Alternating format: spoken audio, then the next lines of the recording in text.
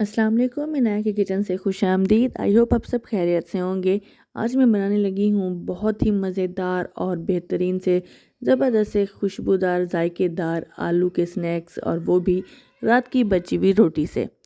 तो रात की बची हुई रोटी से आप कौन से स्नैक्स बनाते हैं मुझे कमेंट बॉक्स में ज़रूर बताइएगा, और आप मेरी ये वीडियो कहाँ से देख रहे हैं ये भी मुझे ज़रूर बताइएगा।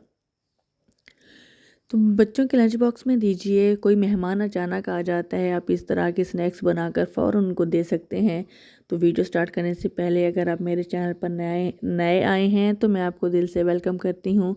आप मेरी वीडियो को एंड तक ज़रूर देखिएगा और वीडियो बिना स्किप किए देखिएगा।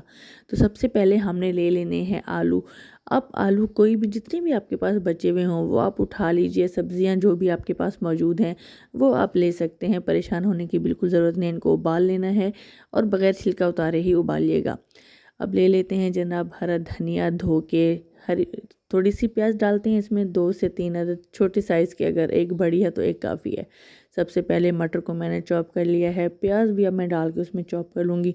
प्याज के साथ साथ एक गाजर बची हुई थी, मैंने कहा चले हम बच्चे गाजर नहीं खाते तो ये भी डाल लेते हैं। गाजर के बाद दो हरी मिर्ची डालिए। अगर आप स्पेशली बच्चों के लिए बना रहे हैं तो आप हरी मिर्च स्किप भी कर सकते हैं। अच्छी तरह चॉपिंग करने के बाद आप इस तमाम चीज़ों को अलग से रख लीजिए। और आलू भी इतनी देर में हमारे उबल चुके हैं। ठंडा होने के बाद छिलका उतार के हमने इनको कद्दूकश कर लेना है। कद्दूकश के लिए मेरे पास 2 साइज़ हैं, एक मोटा है और एक बारीक। तो मैं आलू को बारीक वाली साइज़ यानी कि थोड़ी सी पतले साइज़ से कद्दूकश कर लूँगी और इनको एक साथ इकट्ठा कर लेंगे।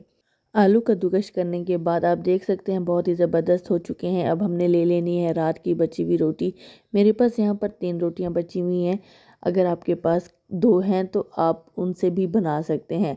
तो इनको हमने बहुत ही छोटा छोटा, इनके पतला बारीक रोल बना लेना है। और उसके बाद हमने किसी भी चाकू या सीज़र, किचन सीज़र की मदद से आप इसकी कटिंग कर लेंगे। अगर लंबे लंबे ये स्ट्रिप्स बन रहे हैं तो हमने इनको दरमियान से छोटे छोटे टुकड़ों में कुछ कर लेना है। और इस तरह तमाम रोटी के पीसेस हमने करके एक साइड पे रख लेने हैं।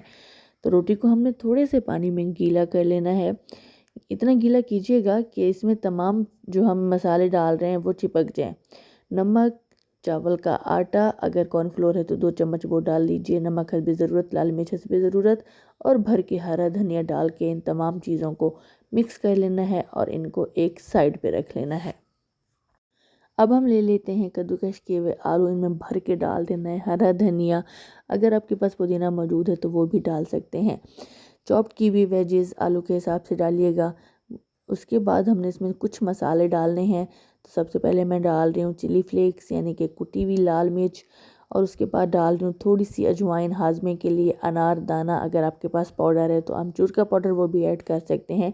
नमक हस्बे ज़रूरत। अब 1 कप मैदा या प्लेन फ्लोर कोई भी ले लीजिए और इसका एक लिक्विड हमने बना लेना है। और लिक्विड आपने थोड़ा गाढ़ा बनाना है।